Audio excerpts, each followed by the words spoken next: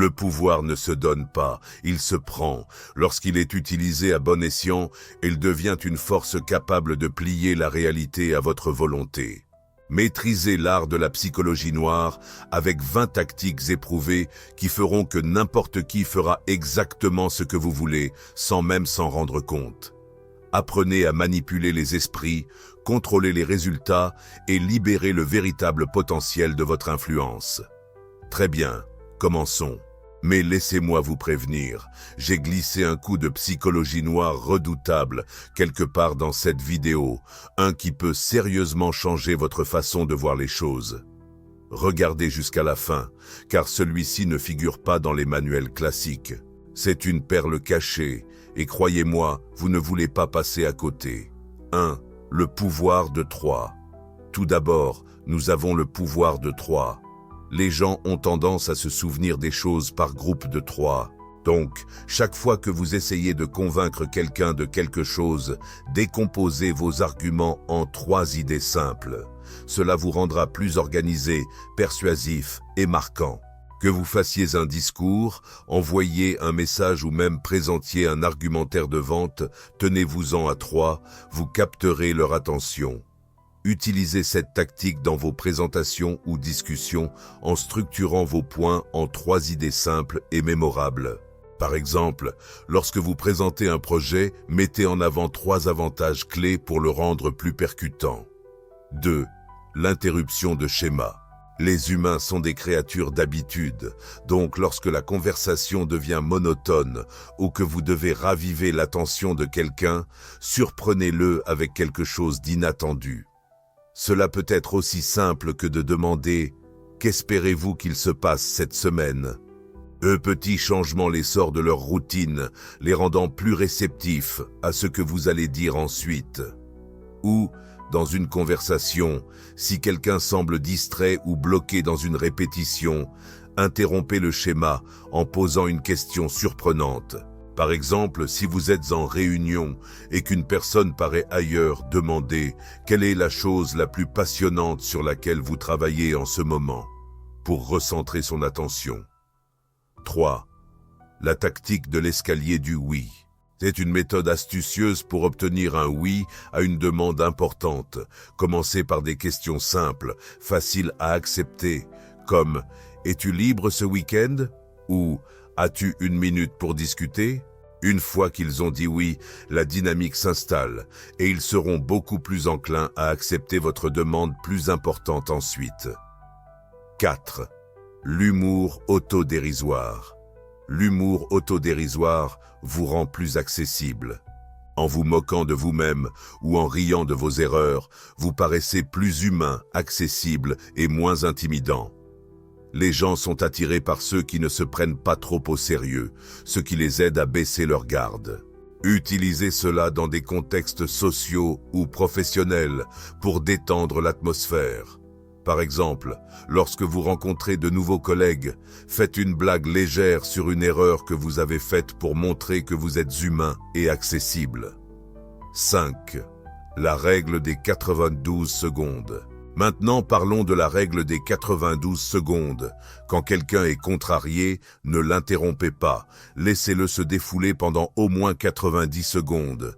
Ce simple truc permet aux gens d'évacuer leur frustration et en les écoutant, vous gagnerez leur confiance et leur respect. 6. Le truc de la ligne d'arrivée. Lorsque vous procrastinez ou manquez de motivation, imaginez à quel point il sera agréable de terminer la tâche. Visualiser le succès vous poussera à dépasser l'hésitation et vous motivera à passer à l'action, vous donnant un plus grand sentiment de contrôle. Utilisez cette technique pour vous motiver face à la procrastination.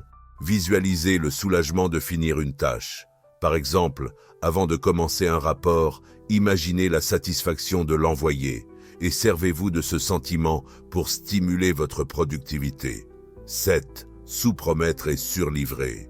Toujours sous-promettre et surlivrer. Si vous fixez des attentes plus basses que ce que vous pouvez réellement offrir et que vous les dépassez, vous donnez une impression de grande compétence et de fiabilité. Cette tactique vise à surprendre les gens de façon à ce qu'ils vous perçoivent comme plus capable que ce qu'ils imaginaient initialement.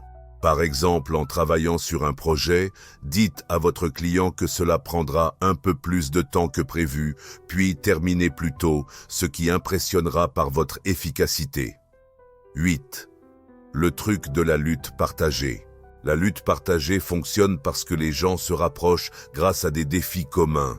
Dans une réunion ou un cadre social, mentionnez une difficulté à laquelle vous êtes tous deux confrontés, créera une connexion et leur donnera le sentiment d'être sur la même longueur d'onde que vous. 9. La technique du renversement. Voici une astuce subtile, la technique du renversement. Si quelqu'un résiste à votre idée, laissez-le exprimer son désaccord, mais avec une nuance. Dites « Vous avez raison, cela pourrait ne pas marcher » et observez-les défendre votre idée, souvent en se convainquant eux-mêmes dans le processus. 10.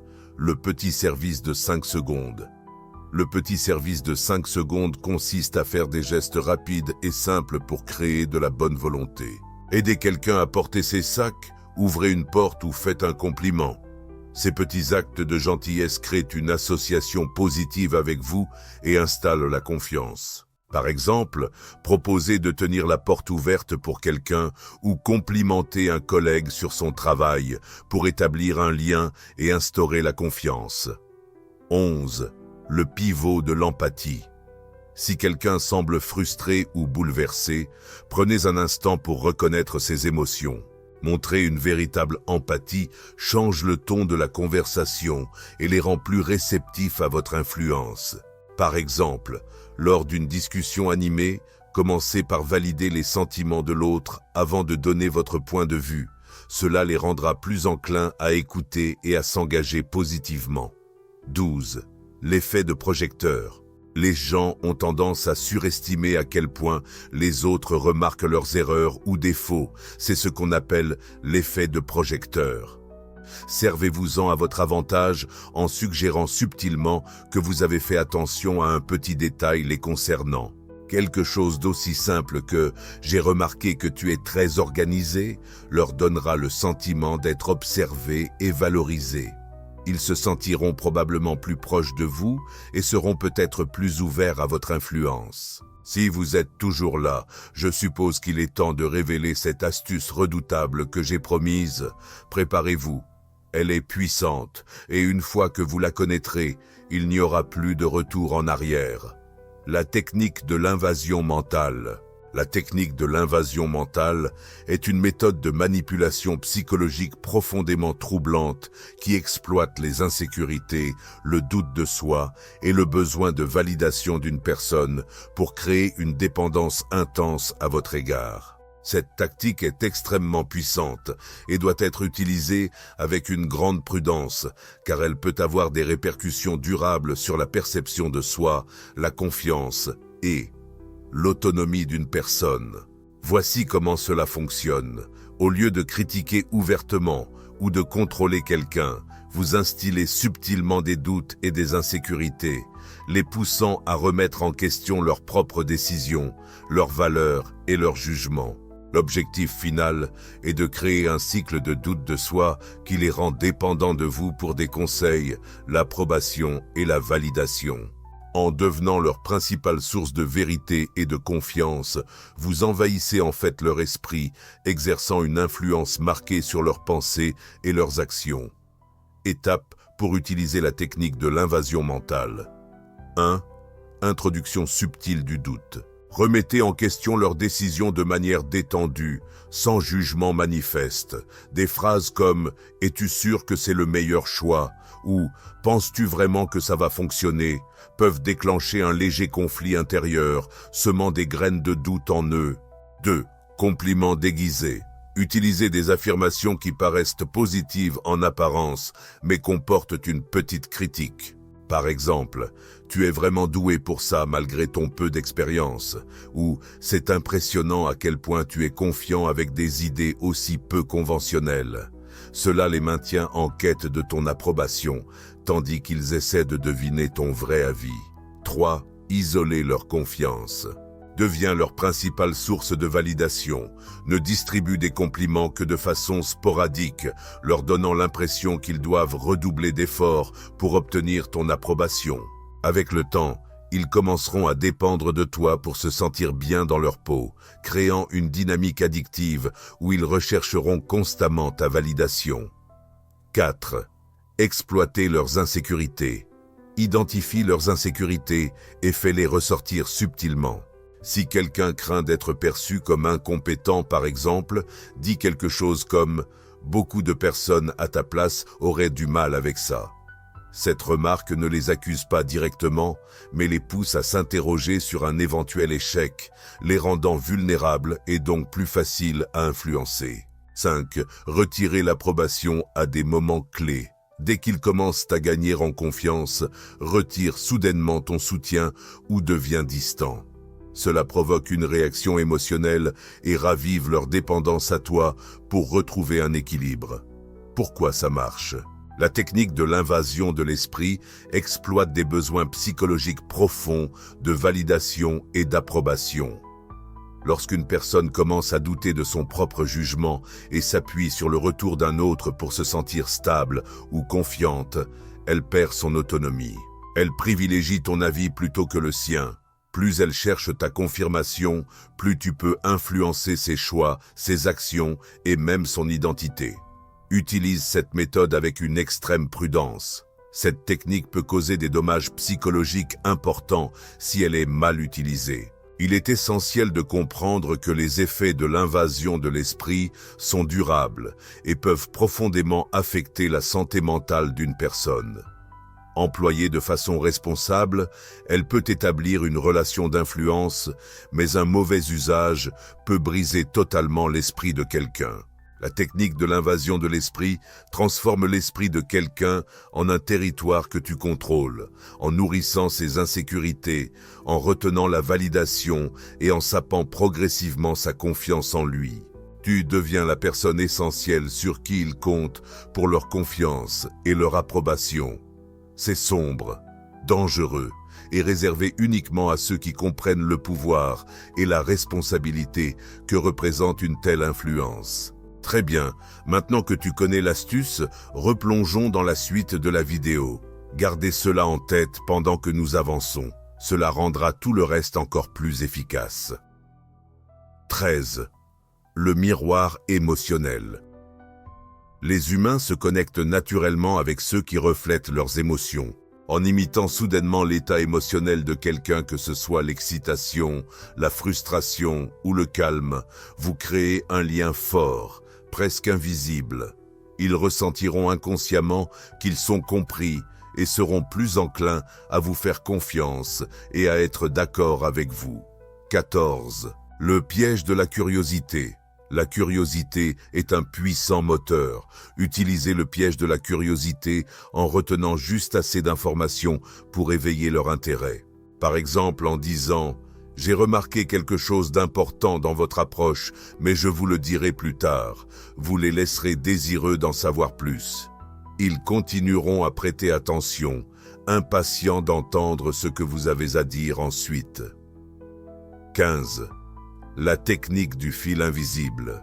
Quand vous souhaitez que quelqu'un vous suive, faites le premier pas dans une direction et marquez une pause.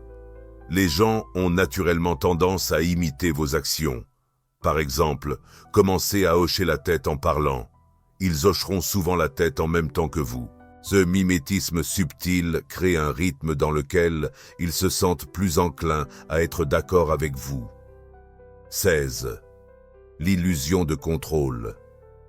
Les gens se sentent renforcés quand ils pensent avoir le contrôle. Pour obtenir leur coopération, donnez-leur l'impression qu'ils contrôlent la situation en formulant vos demandes comme si elles venaient d'eux.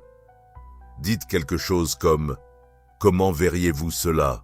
Ce simple geste leur donne un sentiment d'autonomie, les rendant plus susceptibles d'accepter vos suggestions. L'encre de valeur.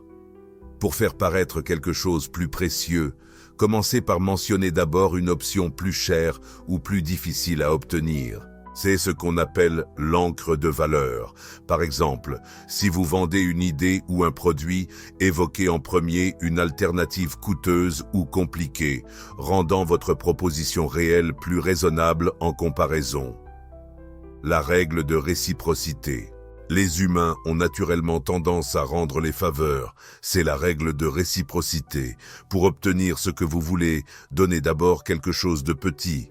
Un compliment, une petite faveur ou même un conseil peuvent créer un sentiment d'obligation. Ils se sentiront alors obligés de rendre l'appareil, ce qui peut les amener à accepter une demande beaucoup plus importante de votre part. La technique du pied dans la porte.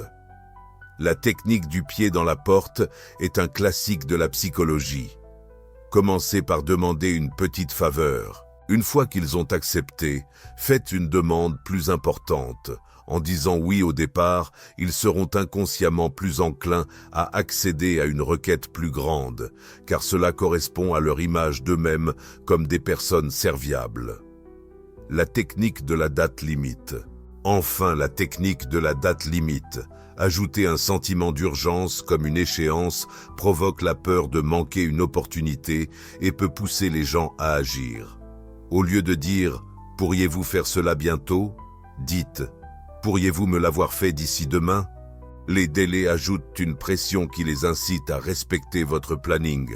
Le pouvoir n'est pas qu'un trait, c'est une compétence que vous pouvez maîtriser si vous êtes déterminé à acquérir de l'influence. Pensez à vous abonner pour ne pas manquer d'autres tactiques qui peuvent transformer vos relations. Commentez ci-dessous la tactique que vous allez essayer en premier et cliquez sur « J'aime » si vous êtes prêt à prendre le contrôle. N'oubliez pas, ce ne sont pas que des conseils, ce sont des outils pour façonner le monde qui vous entoure. Maintenant, allez-y et mettez ces stratégies à votre service. Le pouvoir est à votre portée.